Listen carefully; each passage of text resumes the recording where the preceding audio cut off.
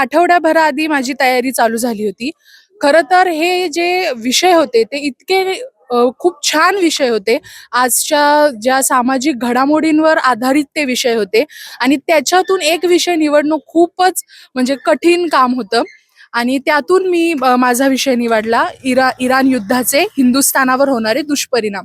कारण की मला असं वाटलं हा विषय मी प्रत्येक त्या रूममध्ये जो माणूस बसलेला आहे त्या प्रत्येक माणसाशी मी रिलेट करू शकेल.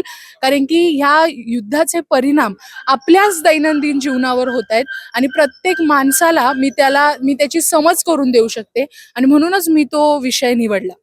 खूप खूप आनंद होतोय मला. ॲक्चुअली ही पहिल्यांदा मी ह्या स्पर्धेला आली आहे. मी खरं तर मुंबईची आहे, पण माझं गाव इथलं आहे. उमरस गाव आहे माझं, जुन्नर तालुक्यात. तर माझ्या तालुक्याची स्पर्धा आहे म्हणून त्या भावनेने मी ह्या स्पर्धेत भाग घेतलाय. मुंबईत मी भरपूर वक्तृत्व स्पर्धेत भाग घेते. मला हे प्राइजही मिळतं.